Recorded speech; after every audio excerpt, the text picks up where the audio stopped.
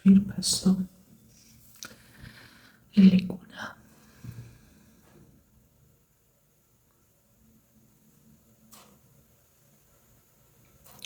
არ დაგავიწყდეს, რომ ყოველი დღე ეს არის საჩუქარი. რომ სიცოცხლე ეს არის საჩუქარი. არ დაგავიწყდეს. არავითარ შემთხვევაში არ იფიქრო, რომ ეს უბრალოდ დამთხვევაა.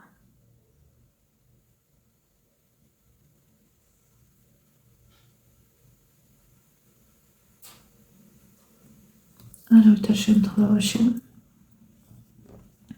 არ იფიქრო,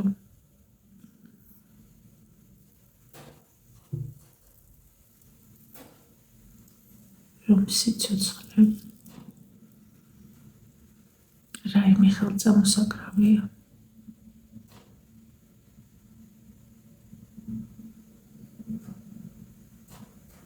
არ მიეცე ძილს, უმოქმედობას, თუმცა ხანდახან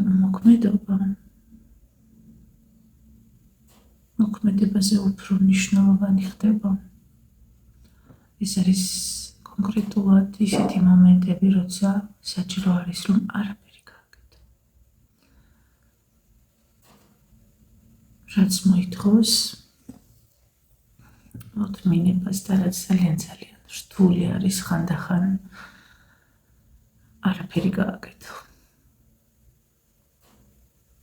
და მაშინ, როდესაც ძალიან ბევრი რამე გვაქვს გასაკეთებელი, რაც ეხება ჩვენს ვალდებულებებს, პასუხისმგებლობას, რასაც ითხოვს ჩვენგან. გარემოება ადამიანები, ისინი, ვინც ჩვენი მფარველობის ქვეშ არიან, და ის გარემო, რომელიც საჭიროებს ჩვენს მხარდაჭერას. მაგრამ არ უნდა დაგვავიწყდეს, რომ პირველ რიგში პასუხისმგებლობა და ვალდებულება გვაკისრია ჩვენი სიცოცხლის წინაშე, საკუთარი სიცოცხლის წინაშე, საკუთარი თავის წინაშე.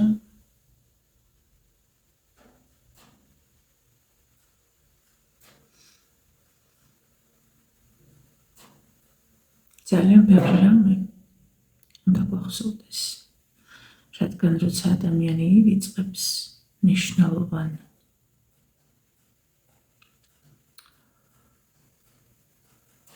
საკითხებს, რაც ყველაზე უფრო მეტად დაკავშირებული არის მადლიერებასთან, ასე მგონია, რომ მადლიერება ალბათ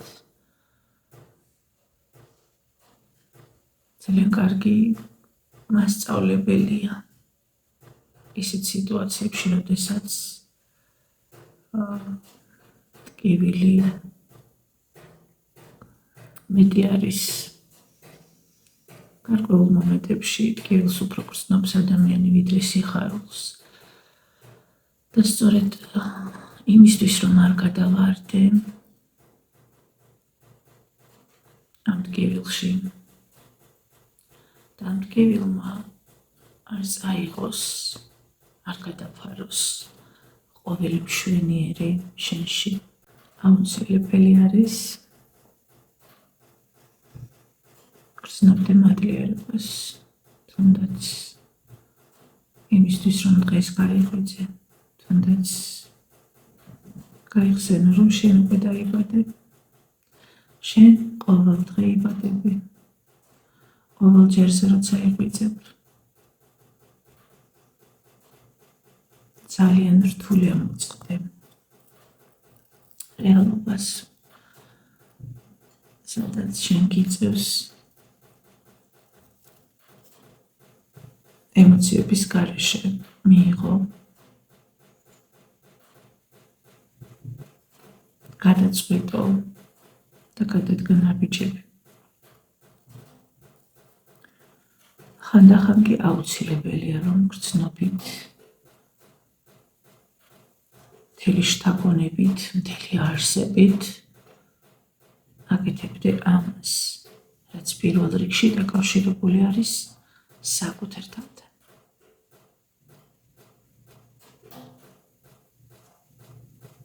მე ვთვლი, რომ ტკივილი ადამიანს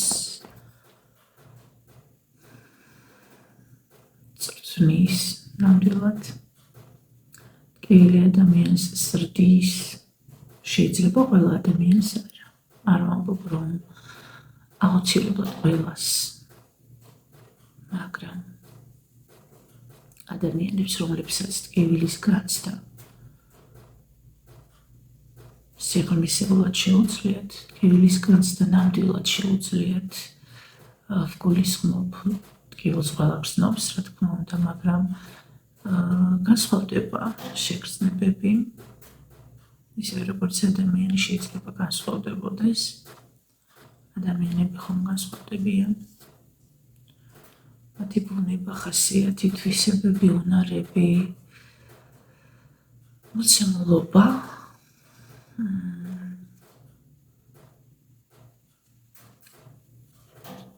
განსხვავდება.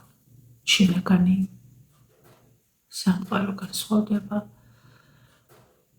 ფსიქოლოგიური სამყარო ადამიანების, მაგრამ არსებობს რაღაც, რაც შეუცვლელია ყველასთვის. ტკივილიც და სიხარულიც ყველა ადამიანის ცხოვრებაში არსებობს.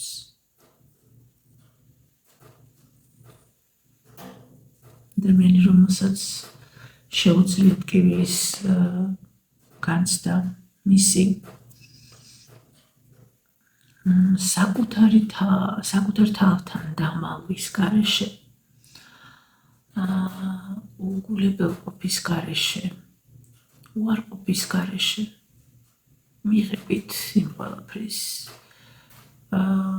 რაც გამოიწვია ტკივილმა, ასეთი ადამიანი, რა თქმა უნდა, იზრდება. ასეთი ადამიანი ყოველთვის ეძებს საკუთარ თავში რა არის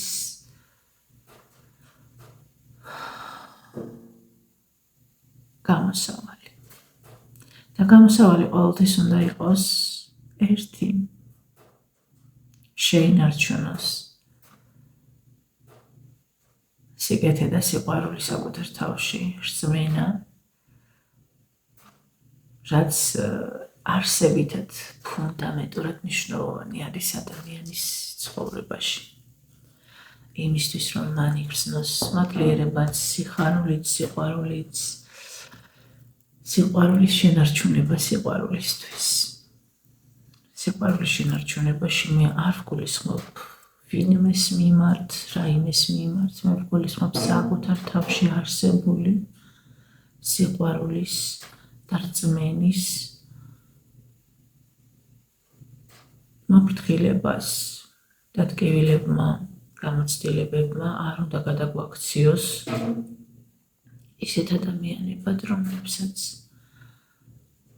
ეს შეგრძნებები აღარ გააჩნიათ.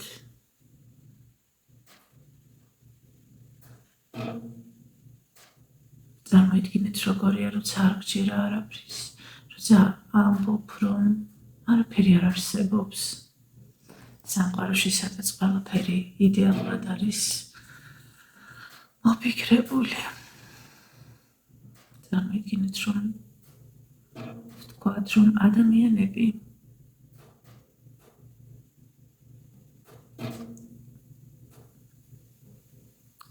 არ არიან ისეთები, როგორებიც იყვნენ. რომ არ არსებობს სიკეთე, სიყვარული. წარმოიდგინეთ ოცებ, რომ ეს ყველაფერი არ არსებობს, რისიც გჯერათ ბავშვობიდან, რასაც კითხულობდით ლექსებს, მოთხრობებს, რასაც გასწავლიდნენ ბებიები და ბაბუები. უცებ წარმოიდგინე, რომ არ არსებობს ეს ყველაფერი. ყველაზე დიდი შიში, სწორედ რომ აი ამ სიყვარულის, ამ უსაფრთხოების არ არსებობა არის. კი, მე მგონი სწორი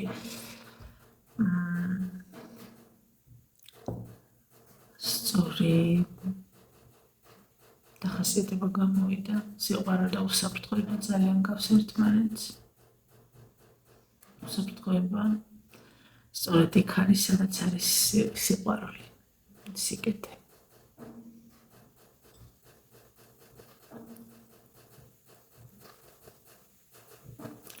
კარგი იქნება თუ ყველა ადამიანი შეძლებს საკუთარ თავს გაუსწოროს თვალი, საკუთარ გულში ჩაიხედოს. შეიძლება ჩვენ სხვა ადამიანებს ვერ ვუთხრათ. შეიძლება ვერ ვუთხრათ რეალურად რამდენი რამე გვაწუხებს ამ ცხოვრებაში, ან შეიძლება რაღაცა ისეთი გახსოვდეს, რაც ყოველთვის თანხმდებს ყველგან, სადაც არ უნდა წახვიდე. მე და მის სიზმრა ერთი ადამიანი.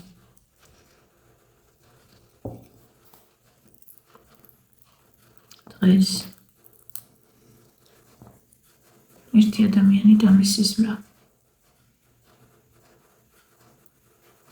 როცა გავიღვიძე, შოკში ვიყავი.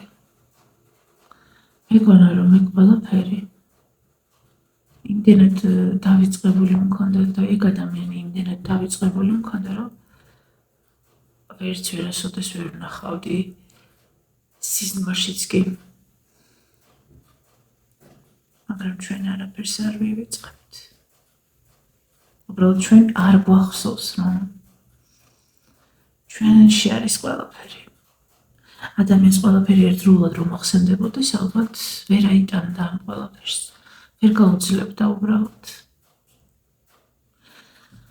მე მხოლოდ იმის ხმა მინდა, რომ როცა გავიღვიძე და გავაცნობიერე, რომ ის ადამიანი და მე სიზმრა და ეს შეგრძნებები, რაც სიზმარში იყო, როცა დავინახე სიზმარში და მაშინაც მივხვდი, რომ ეს რაღაცა უცნაური იყო. თითქოს ვიცოდი, რომ სიზმარში ვარ, მაგრამ ისიც იმანაც კი გამაოგნა, რომ სიზმარში ვნახე და რომ ვხედავდი და იქაც კი ვფიქრობდი, რომ არ უნდა დამსიზმრებოდა. დრო გავიღვიძე მერე ვეძებდი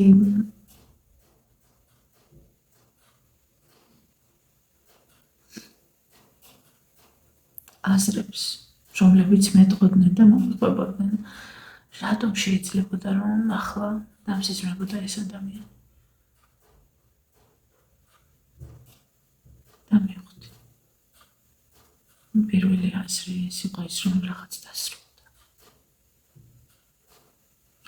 ის ადამიანი ჩემთვის დასასრულს ნიშნავს, ვინც დამსიზმრა.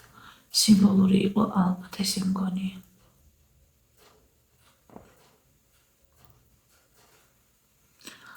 ასევე ისიც უნდა აღვნიშნო, რომ ის ადამიანი სიზმარში თვალებში არ მიყურებდა.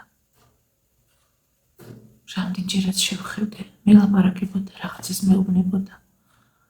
შენ აქ როგორ მოხვდი, აქ რა გინდა, მაგრამ თვალებში არ მიყურებდა.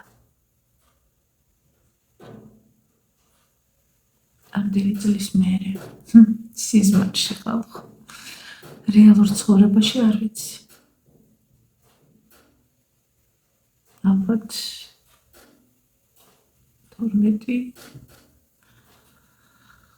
15 წელი, სადღაც 15 წელი იქნება, რომ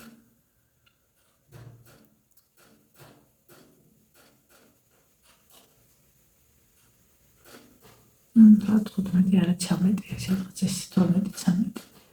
ეგ ადამიანი საერთოდ არ მინახავს და ძალიან გამიკვირდა. ძალიან გამიკვირდა. ყველაზე უცნაური ის არის, რომ გავიღვიძე უფრო. არ ვიცი რა მომიმატა, არ ვიცი რა მოხდა. მაგრამ თითქოს რაღაცის დასტური მივიღე, თითქოს რაღაც მხარდაჭერა მივიღე, რაღაც უცნაური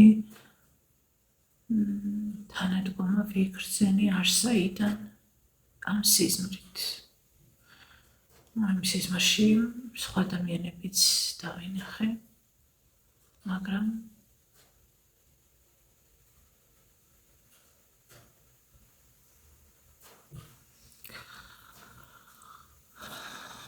მივხვდი, რომ ყველა ტკივილი, გამოცდილება, ყველაფერი, რასაც ამ ცხოვრებაში გავდივართ, იმის და მიხედვით, თუ როგორ გავდივართ, იმის და მიხედვით, თუ როგორ განვიცადეთ, როგორ დალაგდა ჩვენში, ჩვენი სხეული ყველაფერს იმახსოვრებს. ყოველ დროს ვკითხულობდი სტატიებს და ის, რაც არ ახსოვს ჩვენს გონებას, ახსოვს ჩვენს სხეულს და ჩვენი სხეული მსგავს შეგრძნებებზე, მსგავს გამოცდილებაზე, ზუსტად იმ ძველ შეგრძნებებს გვახსენებს და ეს ხდება ამოხსნა აი ამ გამოცემის, რომელიც გეკითხება, რა ხდება, რატომ ხდება, რა მოხდა ახლა.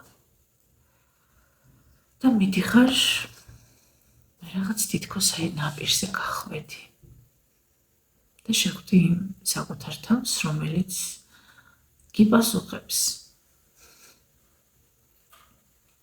ის, რაც ვერ შეძელი მაშინ, შეძელი დღეს შეძელი, იმიტომ რომ არ დაკარგავ საკუთარ თავს, რომელიც მაშინ დაკარგე. ახლა კი მოვიდა და გითხრა, რომ გიპოვა ისევ. დასასრული ყოველთვის არ ნიშნავს რაიმე ცუდს.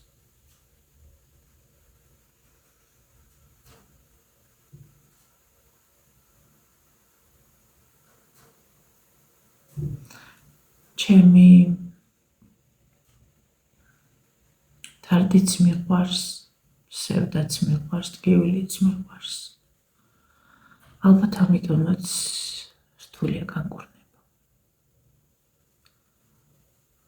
რაც არ უნდა გონივრული იყოს, რაც არ უნდა სიბრძნე იყოს.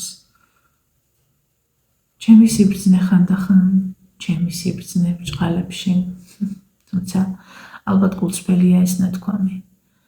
კი, რაღაც მომენტში ვფიქრობ, რომ მე ჩემი სიბრძნე გამოჩნია და მადლობელი ვარ ამისთვის. შეიძლება ეს იყოს ჩემი რეალობა და არა სხვისი, რომ ასე ვფიქრობ და ასე ვგრძნობ. ყოველ შემთხვევაში მე შეგრძნება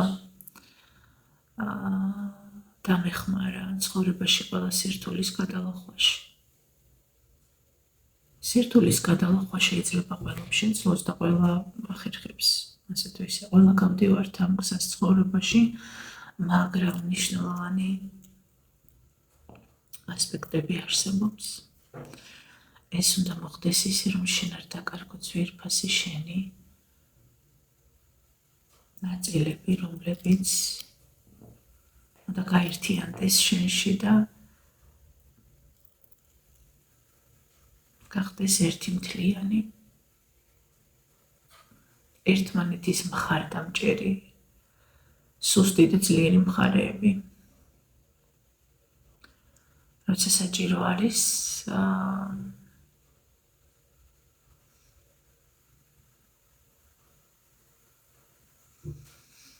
იგრძნო უბრალოდ, რომ საკუთარ თავს ფლობ.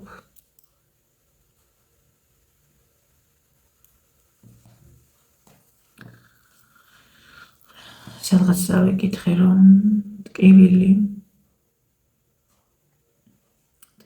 განცდა რომ შეგეძლია. ეს ძალიან კარგია, მაგრამ როცა შეგეძლია სხვისი ტკივილის განცდა, მაშინ ხარ ადამიანია.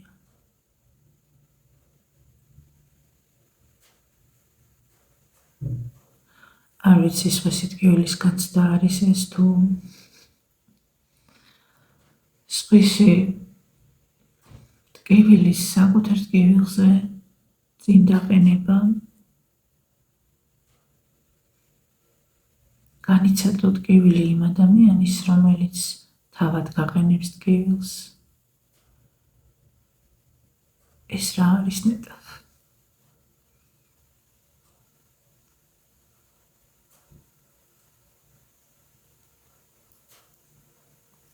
უფრო მტკივნეული კი ის არის, რომ გააცნობიერებ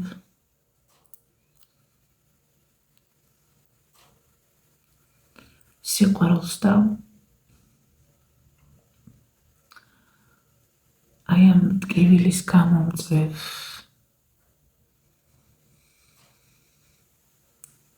ემოციებს თუ ქმედებებს, რომ ერთმანეთთან აიგივებს ვინმე.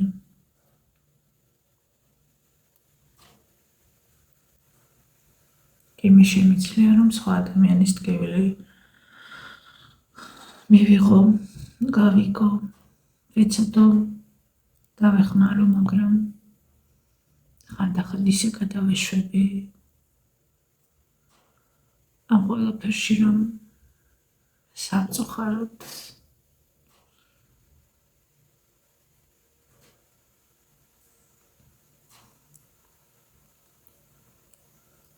იგივეს ვერასოდეს ვერ ვიგრძნობ.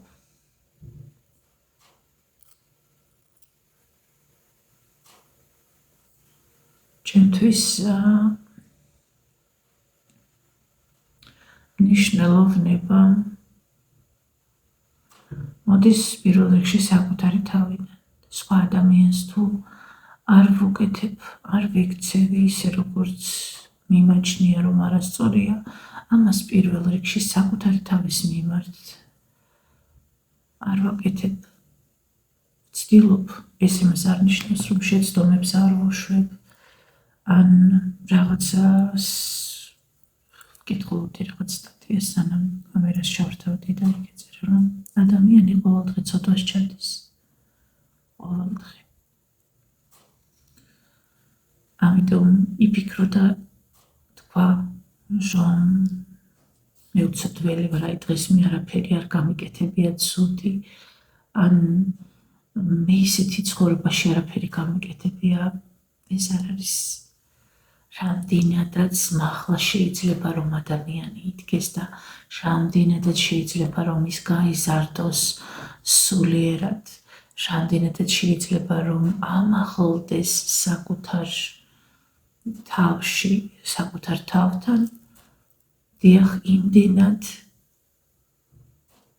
დაბლა შეიძლება იყოს თუ კი ის ფიქრობს, რომ არაფერს ცოდავს, არაფერს აშავებს. მე ამ ყველაფერთან ვაკავშირებ ამ ტკივილების უსასრულობას. ვფიქრობ, რომ ეს არის განუყოფელი ნაწილი ჩვენი ყოფიერების და თუ კი გინდა რომ სულიერება შენში არსებობდეს, იყოს წინა პლანზე და აქედან გამომდინარე იმოქმედო პირველ რიგში საკუთარი თავის მიმართ. რადგან თუ ასე არ მოიქცევი, მე სხვა ადამიანებთან გაგიჭირდება სიკეთის გამოვლინება, სიყვარულის გამოვლინება, ყველა ფასეული მდგომარეობის მიღება, განცდა და რა თქმა უნდა ამ ყველაფერს მადლიერება რომ მოყვება, აი მადლიერების შეგრძნებამდე მისვლა, ვფიქრობ ამ მადლიერების შეგრძნებამდე მისვლას სწორედ რომ აი ამ რაღაცების არსებობა, მნიშვნელოვანი ფასეულობების არსებობა უკვე შენში განაპირობებს, რომ შემდეგ შენ შეგიძლია მიხვიდე იმ შეგრძნებამდე, რომ აი მადლიერი ხარ და ეს მადლიერება მე რო ადრე მეგონა ის კი არ ყოფილა. არა. მადლიერების გრძნობა, ნამდვილი გულსმელი მადლიერების გრძნობა დარწმუნებული ვარ 100% თამაში ახალასაც ვამბობ. რა თქმა უნდა გვასწავლიდნენ მადლობას, მადლიერებას, რომ აი რაღაცას რო გაგიკეთებს ადამიანი, აი სიცოცხლე რომ გავს, რომ არსებობ, რომ აი მადლიერი იყავი მშობელის, მადლიერი იყავი იმ ადამიანის, ყველა ადამიანის ვინც ცხოვრებაში არსებობს. ამას რომ გვასწავლიდნენ, რას გვასწავლიდნენ? ეს რა თქმა უნდა მნიშვნელოვანია, მაგრამ ჩემთვის მე აღმოვაჩინე სწორედ 36 წლის ვარ და ამ ასაკში მივხვდი, რომ მადლიერების შეგრძნება, ესეთი გულსველი მადლიერების მთლიანი არსებით, რომ ხარ მადლიერი, არის უეცარი მადლიერების გრძნობა. რა თქმა უნდა, ის უკვე შენში არსებულია და მივიწყებული რაღაცები, იმიტომ რომ ცხოვრებაში ბევრი რამე ხდება და რაღაცებზე გადართულები ვართ, მაგრამ ჩვენი სხეული, რომელიც არის ჩვენი სულის სამყოფელი, ყველაფერს ინახავს. შესაბამისად, სწორედ მაშინ, როდესაც მიაღწევ ისეთ მდგომარეობას, სადაც ის მადლიერების გრძნობა იქნება ყველაზე მეტად კაფი შეგრძნება, რომელიც დაგანახებს შენი შინაგანი სამყაროს სილამაზეს, ეს მადლიერების გრძნობა ყოფილა ისეთი უეცარი ბოლო დროს, ერთი წელი იქნება ალბათ ხანდახან, უცებ მომაწვება ხოლმე, რომ ვუყურებ, თუნდაც აი ბავშვებს ვუყურებ და 1000 ემოცია და ფიქრი ოღონდ არ არის დამხლელი. თითქოს ერთიანად განვიცდი ამ რაღაცა ფურორივით არის, რაღაცა როგორ გითხრათ, ისეთი ადრენალინია, რომელიც არ არღვევს შენს სიმშვიდეს, რომელიც გაფორიაქებს ოღონდ სასიამოვნოდ, რომელიც იწვევს შენში რაღაცა სუნთქვა გეკვრება და მე ამოისუნთქავ და ვფიქრობ, აი რა კარგი გრძნობა, ესე უეცრად მოსული. და ხშირად მქონია ბოლო დროს ერთი წლის განმავლობაში ალბათ ვფიქრობ, ეს იმიტომ რომ მე სწორედ ვაკეთებ აქცენტებს იმაზე, ანუ გარეხმებისგან გამოყოფილი, გარეხმებს არაყოლილი, გარეხმებში ვგულისხმობ პრობლემებს, გარემოებებს, ადამიანებს, გავლენებს, რომლებიც შეიძლებოდა რომ მიგვეყო სხვა ადამიანებისგან, გარემოებებისგან, ანუ რაღაცა ცუდი რო ხდება, ვინმე ცუდად რო გექცევა, ამან უნდა მოახდინოს, რა რისთვის ხდება, იმიტომ რომ ეს არის გამოცდა, აბა თუ შეიცვლები, აბა თუ წამოეგები, აბა შენც თუ შეძლებ დაკარგო ის, რასაც ასე ებღაუჭები. ნახეთ, როგორ ვუყურებ მე ამ ყველაფერს, გარდა იმისა, რომ იმ მომენტში ყველაფერს განვიცდი, რაღაცა თავგანწირვით ვცდილობ, რომ არ მოკოდეს სიცოცხლე. თუნდაც აი ამ ყვავილების, რომლებიც შრება. მაგრამ ნახეთ, რა ლამაზები არიან მაინც. ისინი ინარჩუნებენ ამ სილამაზეს, თითქოს ცოცხლობენ, ცხოვრობენ, იცით, თავისი ცხოვრება აქვთ. აქ, სადაც წყალი არ ასხია და წყალი რატო არ ასხია, იმიტომ რომ ამ შემთხვევაში წყალი აღარ არის საჭირო. ის უფრო მალე გამოიწვევს მათ სიკვდილს, მათ არარსებობას, მათ ასე ვთქვათ, გაქრობას. შესაბამისად, მე გადავწყვიტე, რომ ისინი იყვნენ აქ. აი ასე. არ ჩანს ვიდეოში კიდე როგორი ლამაზები არიან.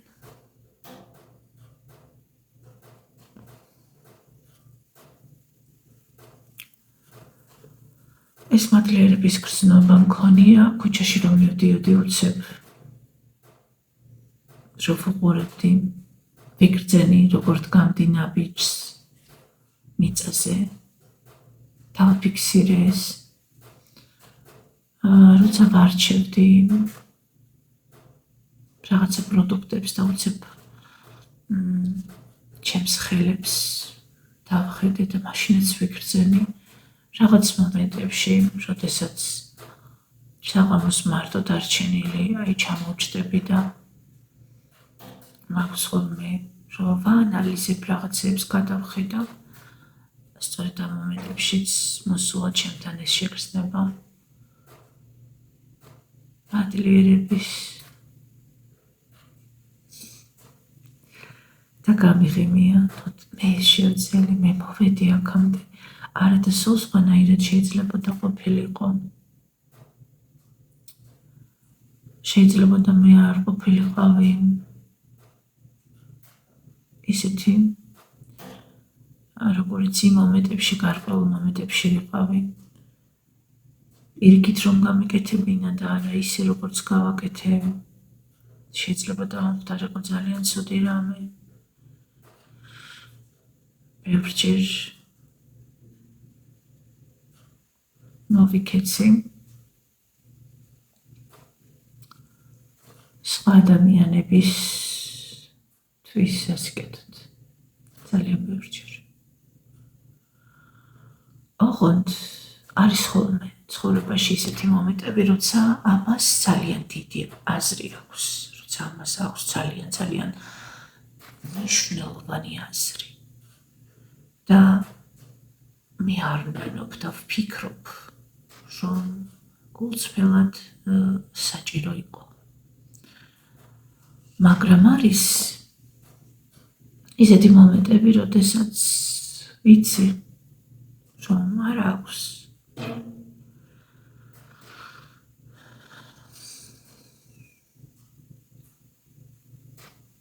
სხვის სასიკეთოდ მოქცევას აზრი.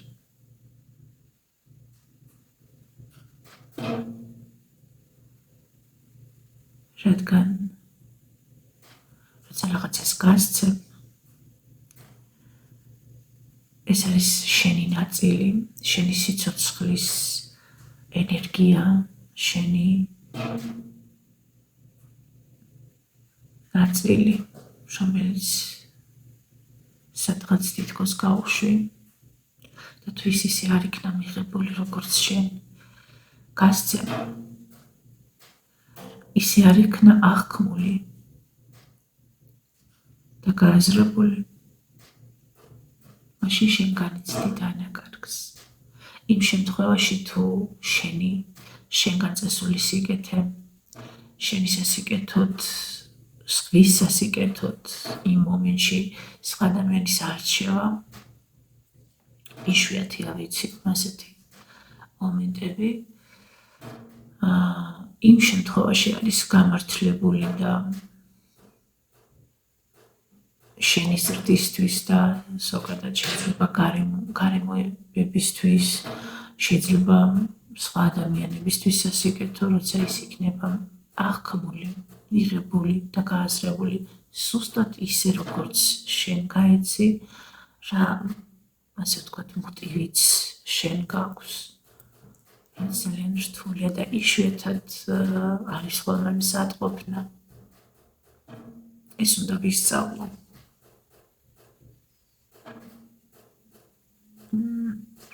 ამ დროის განმავლობაში ვისწავლე, რომ ადამიანებს უნდა მოვუსმინო.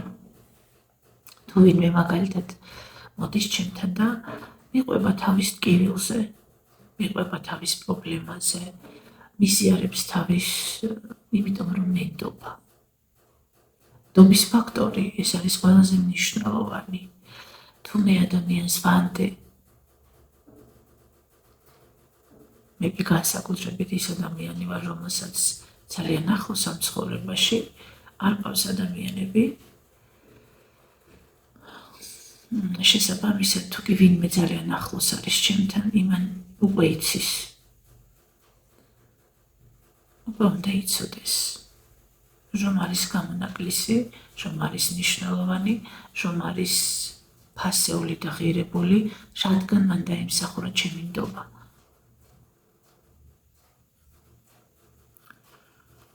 ვისწავლე, რომ ვუსმენ, ვიაზრებ,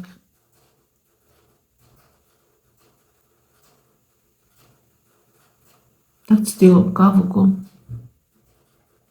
ადამიანს, რომელსაც უნდა შეცვალოს თავისი ცხოვრება, უნდა შეცვალოს უსმენ და ხმაში იგრძნობა რომ ეს არის უკვე ვედრება საკუთარი თავის მიმართ უსმენ თვალებში უყურებ და მის თვალებში იგრძნობა რომ მას უნდა ეს ცვლილება და ის დგამს ნაბიჯს და ეს ნაბიჯი არის ის რომ მიდის მეგობართან ახლობელთან ძვირფასი იმ მომენტში ვინც არის და უზიარებს ამას სახელებს არქმევს და მოდის სიმშვიდე ამ բոլობის მერე სიმშვიდეს მოაქვს ყოველთვის უფრო საღი ჯანსაღი უფრო როგორ ვთქვათ ეს სიტყვა რო არ გამოვიყენო ახლა ძალიან ხშირად ვიყენებთ იმიტომ რომ ვკითხულობ რო ვუსმენ ხშირად არის ეს სიტყვა გამოყენებული და ადამიანებს უფრო მარტივად აწვდი რას გულისხმობ მაგრამ რეალურად ჯანსაღი არის ის რასაც განიცდი შეიძლება ეს არც ისე კარგი განცდა იყოს იმ მომენტში მაგრამ ჯანსაღი იმიტომ არის ეს არც ისე კარგი განცდა რომ ბუნებრივად შენ უნდა გაიარა აუცილებლად უნდა იგრძნო ის რასაც გრძნობ არ უნდა დამალო იმიტომ რომ ეს ცუდი გრძნობა უნდა იგრძნო რომ მიხვდე რომ ეს არის ცუდი გრძნობა და შენ გაგიჩნდეს ამბიცია საკუთარი თავის მიმართ შენ არავის და არაფრის გამო არ აკეთებ ამას შენ უნდა გაგიჩნდეს ამბიცია რომ გაიზარდო გაზრდა ნიშნავს იპოვა საკუთარ თავში ღირსებები ყველა ადამიანს აქვს ღირსება და ვინც ფიქრობს რომ არა აქვს და ამიტომ რადგან არა აქვს ყველაფერი შეიძლება დარწმუნებული ვარ ყველა ადამიანს აქვს ღირსება რაც არ უნდა უნამოსო იყოს ადამიანი ერთხელ მაინც დარჩება საკუთარ თავთან მარტო და იფიქრებს რომ ეს რა გავაკეთე ეს რა ხდება ეს ადამიანები ცდებიან მაშინ როცა ფიქრობენ რომ აი რამდენი ცუდი გავაკეთე აი არაფერი არ გამომივიდა აი არაფერს არ ვაკეთებ აი არა ვარ აი ესეთი დამოკიდებულება როცა უკვე პესიმიზმი რო ირთვება სრულიად მაშინ ცდებიან როცა ფიქრობენ რომ აი უკვე აღარაფერი მაქვს და საკარგი აი მე ვერაფერს ვეღარ შევცვლი ეს მდგომარეობა რომ არსებობს ეგ უკვე ნიშნავს რომ შესაძლებელია ცვლილება თუ ადამიანს გაუჩნდა თუ ადამიანს არ გაუჩნდება საკუთარი თავის მიმართ ასეთი პრეტენზია რომ აი შენ ესე და ესე უკვე დააფიქსირა ხო ეს ყველაფერი გააკეთა ესე იგი დასაკარგი რაღაცა კიდე ქონია ხო რისი დაკარგვაც არ ღირს თუნდაც იმ მომენტში მაინც ჯანსაღი აღქმა და დამოკიდებულება საკუთარი თავის მიმართ ის რა გავაკეთე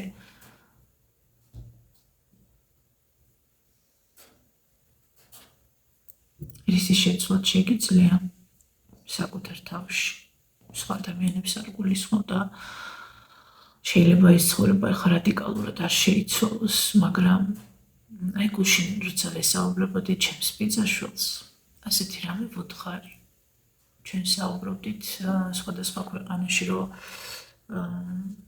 ვართ ამას მოყვა ეს რომ შორიშორ ვართ და მე ვუთხარი ასეთი რაღაც ზოგადად როცა ვსაუბრობ ეს არის აზროვნების პროცესი ჩემთვის არასდროს არ ვიცი რას ვიტყვი ახლაც ეს კამერა რომ ჩავრთე მე არ ვიცი რას ვიტყვი მე ისე აი მაგალითად როცა ვწერ სწორედ მაშინაც ესეა ვწერ რატო ვწერ საერთოდ ვიდეოებს ჩემთვის ეს იგივე არის როგორც ვთქვათ ფურცელზე ვწერ იმიტომ რომ ფურცელზე როცა ვწერ ზუსტად იმას ვწერ რაც მოდის ჩემი შინაგანიდან ჩემი აზრები რასაც მეუბნებიან იმას წერ ფურცელზე და ვიდეოშიც ასე არის მე რო ვთავ კამერას მე ახლა შეიძლება რაიმე თუ წავიკითხე ვინმეს დაწერილი რაიმე თუ გავაზიარეს სხვისი დაწერილია ნათქვამი და იმის ირგვლივ ვისაუბრე, შეიძლება რომ იყოს ესე, მაგრამ ძირითადად როცა რაიმეზე ვსაუბრობ, ვცდილობ არ მოვიშველიო რაღაც ავტორიტეტების სახელები, რადგან მათი აზრის საგულისხმოა არა. მე ყოველთვის ვცდილობ ყველა საკითხზე, რა თქმა უნდა, თუ რაღაც მაქვს საკითხული, რაღაც ეს ზოგადად ჩვენ ყველაფერი, რასაც შევიმეცნებთ, ჩვენში რჩება, შეიძლება ესე კონკრეტულად არ გვახსოვდეს. ეს გვაძლევს იმის საშუალებას, რომ ჩვენი აზროვნება გახდეს უფრო მრავალფეროვანი და ვისთვის როგორ არის და რაში გამოიყენებს ეს ცალკე თემაა. მე ამ შემთხვევაში არასდროს არ ვიცი ხოლმე რას ვიტყვი და როგორ წარიმართება ჩემი საუბარი. ამიტომ ჩემთვისაც იგივენაირად მოულოდნელი არის ბევრი რამე, რასაც ვიტყვი.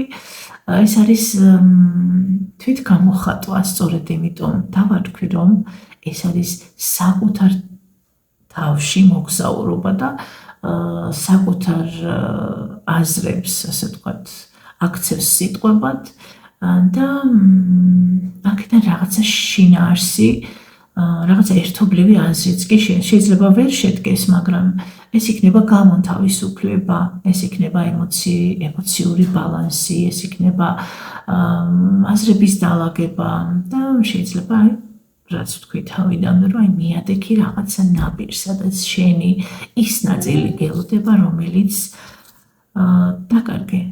ოღონდ სადღაც კი არ წავიდა, ის შენში იყო, მაგრამ ეძებდი და ახლა იპოვე. ასე ვუთხარი ჩემს ბიძაშვილს, რომ არიან ადამიანები სხვადასხვა ქვეყნებში ცხოვრობენ. აქვთ ის, რაც შეიძლება მე არ მაქვს, შენ არ გაქვს, რაღაც საჭიროებებზე საუბრობდით და მაგრამ ისინიც გრძნობენ თავს ცუდად, რომელიღაც სხვა ქვეყანაში. ნებისმიერში შეიძლება ძალიან მაგარი ქვეყანა იყოს, შეიძლება ვიღაცა ძალიან ლამაზი სახლი ქონდეს, ვიღაცა მოცნება აისროლა, მაგრამ ცუდად შეიძლება ასეთი ადამიანიც გრძნობდეს თავს, რომელმაც მიაღწია, აი მიღწევებზე არის ხოლმე, მე ამას მივაღწიე, მე იმას, რა თქმა უნდა, ადამიანს აუცილებლად ჭირდება მიზანი, აუცილებლად ჭირდება გახორციელება ამ მიზნების და იმისი საჭიროების დაკმაყოფილება. ეს ერთ-ერთი შემადგენელი ნაწილი არის საკუთარი თავის მნიშვნელოვნების შეგრძნების და სწორედ რომ მადლიერებასთან და სიცოცხლის სიყვარულთან და დაფასებასთან მიგიყვანს. ხო, და შესაბამისად მე ვუთხარი, რომ ბედნიერების შეგრძნება, ცუდად ყოფნის შეგრძნება, ეს არის მდგომარეობა და არანაირი მნიშვნელობა არ აქვს საცხოვრობს ადამიანი. რომელ ქვეყანაში, რომელ ქალაქში, რომელ რაიონში, რომელ სოფელში, რომელ ტერიტორიაზე, რადგან ადამიანი, სადაც არ უნდა ცხოვრობდეს, ის აუცილებლად იგრძნობს ტკივილსაც და სიხარულსაც ორივეს და ეს განცდა აუცილებელია ყველაფრის.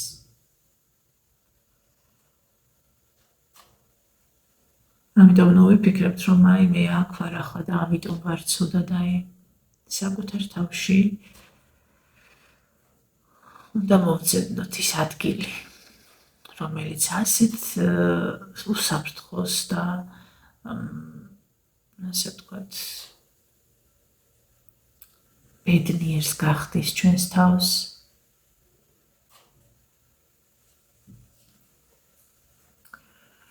მე უნდა ვისწავლო, რომ სხვა ადამიანის ტკივილი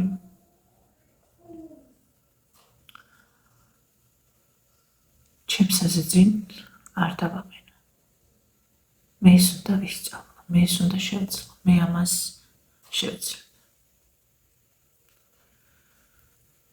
რა თქმა უნდა, ნორმალურია და ჯანსაღია და ასეც ბუნებრივია, ვფიქრობ, სულიერი არსებისთვის სხვისი ტკივილის განცდა თანაგრძნობის არსებობა. Პირიქით, იცით, შეუძლებელადაც კი მიმაჩნია, რომ სხვანაირი იყო, იმიტომ რომ აი ჩემი ბავშვობა მე ისეთ ვფიქრობ, რასაც გვასწავლიდნენ, თუნდაც ლიტერატურა, პოეზია, ისტორია, ყველაფერი, როგორც და რასაც გვასწავლიდნენ, ადამიანს ასწავლიდა ყოფილიყო არა მარტო საკუთარი თავისთვის, არამედ სხვისთვისაც. და თუ კი ადამიანს სხვისთვის ყოფნა არ შეეძლო, ეს იყო საკუთარი თავის უარყოფა, ეს იყო საკუთარი თავის უკუგდება. და არა პირიქით, ახლა ცოტა რაღაცები ძალიან რადიკალურად არის ხოლმე აკულისხმევი და შეიძლება ადამიანები ფიქრობენ, რომ ისინი მარტო არიან ამ სამყაროში და მარტო თავისთვის დაიბადნენ. რა თქმა უნდა, ყველა იბადება იმისთვის, რომ საკუთარი ცხოვრება იცხოვროს და საკუთარი გზა გაიაროს. ეს იმას არ ნიშნავს, რომ უგულებელყო ყველაფერი, რაც ირგვლივ არის და ადამიანები.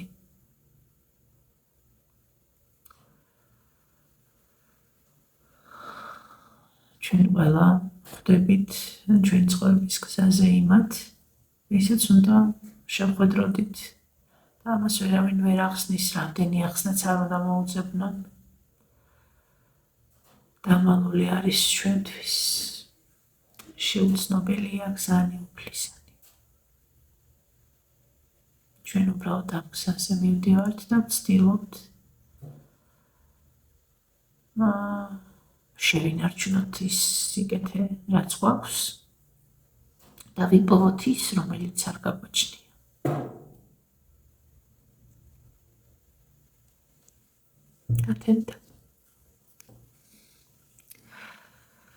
გათენდა ამ საუბარში 6 საათი იყო, რომ გავიღვიძე, წუხელ მინდოდა ამ ვიდეოს ჩაწერა, მაგრამ ვფიქრზენი, რომ ძალიან დაღლილი ვიყავი და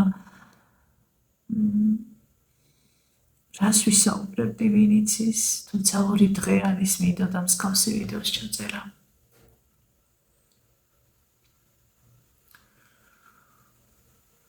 დღეს არის ხუთშაბათი,